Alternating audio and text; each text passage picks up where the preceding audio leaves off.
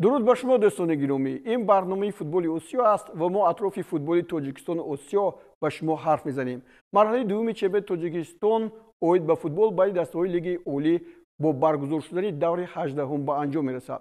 Бозии марказии ин давр миёни дастаҳои Хуҷанд чемпиони Тоҷикистон Истиқлоли Душанбе дар шаҳри Хуҷанд гузаронида мешавад. Хуҷанд бори аввал дар ҳолати ногувор қарор дорад ва дар сурати бохт ё мусовӣ бо Истиқлол имкони ба қатори 5 дастаи беҳтарин шомил шуданро аз даст хоҳад дод. чаро чунин шуд?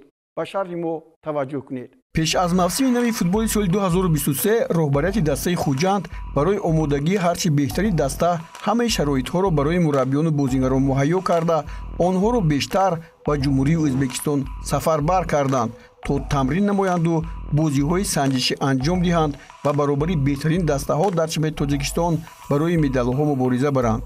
чун медонем, Хуҷанд ҳамеша дар ҷойи дуввум буд. сармураббии вақти даста Рустам Хоҷаев бо интихоби бозигарон Хуҷандро мукаммал карду давраи омодагиро паси сар намуд ва ба бозиҳои мавсими нави футбол шурӯъ кард. дар даври аввал хуҷандиҳо дар шаҳри Душанбе дар муқобили Истиқлоли чемпион ҳунарнамоӣ карданд. бозӣ хеле душвор буд. малакои маҳорати футболбозони Хуҷанд ба сабку услуби бозии Истиқлол тоб наовард ва бо натиҷаи 4-0 шикаст хӯрд. шояд ҳамин натиҷаи калон рӯҳафтодагиро миёни бозигарони Хуҷанд ба миён овард ва аз нигоҳи равонӣ онҳо ҳамаро аз даст доданд. дар бозии даври дуввум дар майдонаш Хуҷанд бо регрита даст қувва озмуд. то дақиқаи 88-ум футболбозони соҳили сир дар сафи пеш қарор доштанд. дар дерби вилояти Суғд Хуҷанд дар муқобили Эсхата аввалин ғалабаашро бо натиҷаи 1-0 комёб гардид ва каме ҳам бошад худро рӯбаланд намуд. баъди даври сеюм натиҷаҳои баробарии Хуҷандро пайгир шуданд. бо Равшан 0-0, бо Файзкан 2-2 мусовӣ бозид. баъди ин вохӯрӣ сармураббии даста Рустам Хоҷаев ба истеъфо рафт. Хуҷанд баъдан бо Кӯктош ҳам баробар бозӣ карда натиҷаи 1-1-ро бар ҷой гузошт ва аз 1 май соҳиби сармураббии нав гардид. мутахассиси ӯзбек Нӯмон Ҳасанов, ки пештар Исаравшанро ҳам машқ дода буду аз лиги олӣ канор рафт, ба ҳайси сармураббӣ дар Хуҷанд эълон гардид. нахустин бозии Хуҷанд бо ин мутахассис бо клуби марказии варзиши Артиш дар майдонаш сурат гирифт, ки он дар даври 8-ум буд ва Хуҷанд бо ҳисоби 2-0 шикаст хӯрд. пас аз ин бозӣ Хатлон ҳам бо ҳамин натиҷа дар майдонаш Хуҷандро мағлуб кард. ба ҳамин тартиб Хуҷанд гоҳе ғалаба кардаву гоҳи дигар мағлуб мешуд ва дар охири кор ҳоло бо 5 ғалабаву 7 мусовиву 5 бохт бо касби 22 имтиёз дар зинаи 6-ум мавқеъ дорад. моҳи июн Нӯмон Ҳасанов ҳам бо вазъи оилавӣ аз мансаби хеш даст кашид ва ба ҷои ӯ Фаррух Марофиев, ки солҳои зиёд дар ҳайати роҳбарикунандаи Хуҷанд қарор дошт, ба симати сармураббӣ эълон гардид ва Муроҷон Умаров ҳам аз мансаби директори клуб озод карда шуд. чандин бозигарон ҳам аз даста ронда шуданд. акнун бори вазнин ба дӯши Фаррух Марофиев аст ва мо имкон дорем ки бо ӯ суҳбате анҷом диҳем. салом Фаррух, шумо дар як ҳолати вазнин қарор доред ва дар вазифаи сармураббигӣ ҳастед. аз шумо пурсиданӣ будам ки бо Истиқлол чӣ гуна бозӣ мекунед, тайёрӣ чӣ гуна аст? тайёрӣ чун ҳама вақт аз рӯи нақше ки мо мисол дорем тайёрӣ дастодем. албатта бозии худро таҳлил мекунем, бозии ҳарифро низ инчунин дорем дар даст якчанд бозии онҳоро мебинем, тарафҳои мусбӣ манфӣ бо кадом тарз бозӣ менамояд, кадом бозигарон калидӣ мебошанд дар системаи бозии онҳо, ҳамашро омӯхта ба бозигарон мефаҳмонем, то ки дар рафти бозӣ хатогӣ аз ҷониби мо камтар бошад. чӣ қадар мисол мо камтар хато кунем, ҳамин қадар имконияти бурд кардан ба мо баландтар мебошад. дар равзанаи тобистонаи гузариш бозигарони зиёде ба шумо пайвастанд ва онҳо чӣ гуна бозӣ мекунанд дар ин ҳоле ки ҳоло ҳузур доранд? ҳамаи бозигароне ки ба мо омаданд ҳамин дар вақти трансферни акнун мебинам равзани гузариши тобистона 7 нафар ҳамагӣ, 4 нафарашон легионер ва 3 нафар бозигарони маҳаллӣ.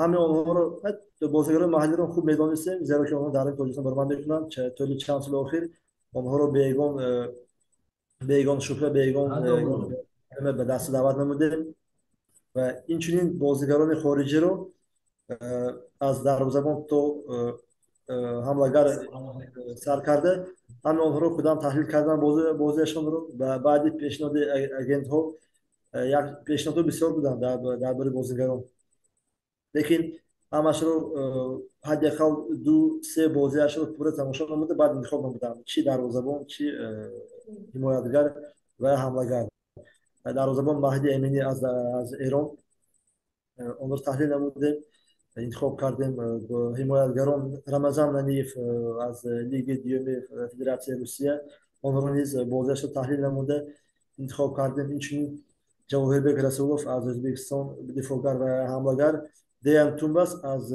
سربیه همه اونها رو پوره تحلیل نموده آموخته بعد به دست دعوت نموده مشکلی همین بود که روادیدی بازیگری از سرب دیان تومباس و ایرانی مهدی امینی دیر به دست آوردیم برای همین آنها به دست دیر پیوست شدن حسابی که روادی دیر تغییر شد امید داریم که دسته خوجان در قطار 5 دسته بهترین جایگیر می شود و در جام کنفدراسیون فوتبال آسیا نیز هنرنمایی خوب داشته باشد. دورنمایی دسته رو چگونه می‌بینید؟ البته اگر همگان میدونن مخصوصا خود بازیگران فهمیده داده ساده که بازی‌های مهم در پیش دو بازی چونکه باید ما به پنجمی بالا برایم و اینچنین در جام کنفدراسیون فوتبال آسیا که بازی مهمی محسوب میباشد برای ما چونکه مهمش این است که بازیگران میتوانند ما با آنها باور داریم آنها پتانسیل خوب دارند نوبت از آن که از دست نه بازیگر رفت با سبب‌های هر خیلی و ما همه آنها رو عوض نمودیم و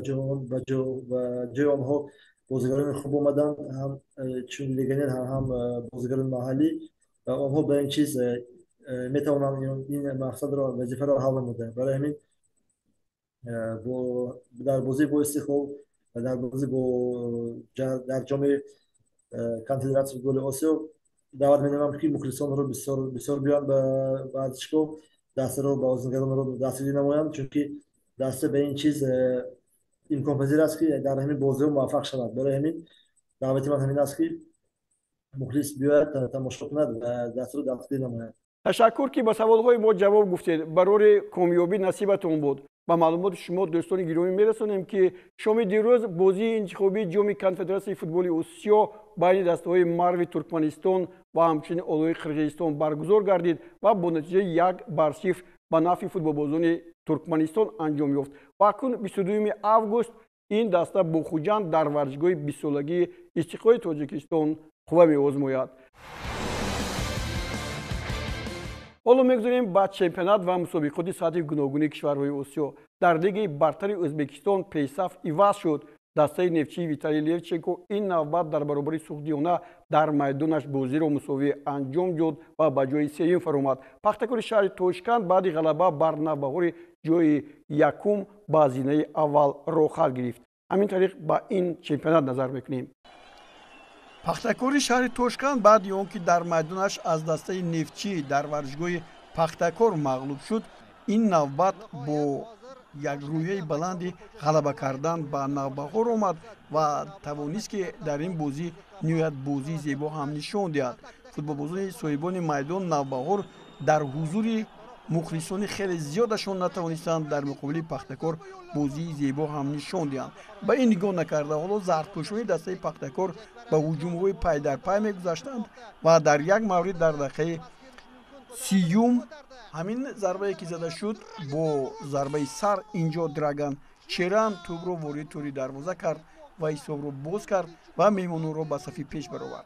اگر با بازی‌های این دسته ها نظر کنیم 78مین بازی است که آنها در اینجا برگزار میکنند و همگی 16 غلبه نوبهار به دست آورده است و 46 وخوری به نفع پختکور جنبش شده است و این دلیل همون گفته ها هست که پختکور در حقیقت پرقدرت ترین دسته است. و اینجا حالا باز یک بار دیگر ببینید این ضربه نهایت جدی و زیبا رو که اینجا دراگان چران با ضربه سر انجام داد و یوسوپوف دروازه‌بان دسته نوبهار اینجا هرچند توپ رو برگردونده باشد هم بعد این ضربه توپ وارد توری دروازه شد، یعنی به بیرون نجست و وارد دروازه شد و اینجا باز یک هجوم دیگر از جانب فوتبالبازان دسته پختکور است. این دقیقه 44 قسم اول است و همرو علیف як зарбаи хуб зад Муҳаммад Қодир. Бубинед як бори дигар боз инҷо ҳам ин дуюмин голе ҳаст ки бо зарбаи сар зада мешавад ба дарвозаи дастаи Навбаҳор ва аллакай Навбаҳор дар ин ҳолат дар қисми аввал дақиқаи 44 бо ҳисоби 2-0 мағлуб шуда истода буд ва дигар дар баробари дастаи Пахтакор бо тамоми қудрат ба сафи пеш омад ба ҳуҷум ва тавонист дар дақиқаи 68 як тӯбро ба самар расонад. ин ҳамин голе буд ки аз ҷониби Табатадзе ҳамлагари ниҳоят хуби ин даста ворид тӯри дарвоза гардад 2-1 ва ин бозӣ бо ҳамин натиҷаи 2-1 ба поён расид. ҳоло як бори дигар таваҷҷӯҳ мекунем ба ин голе ки Тома Табатадзе ба нишонрасон миёни 4 нафар муҳофизатгарон ва ба ӯ муяссар шуд ки ин голро бизанад ва ин голи охирини соҳибони майдон буд. бозӣ бо ғалабаи дастаи Пахтакор анҷом ёфт ва онҳо ба зинаи аввали ҷадвали мусобиқот баромаданд. Babayan shogirdlar birinchi bo'limda boy berishdi. Shuning oqibatida bugun ular yutqazishyapti.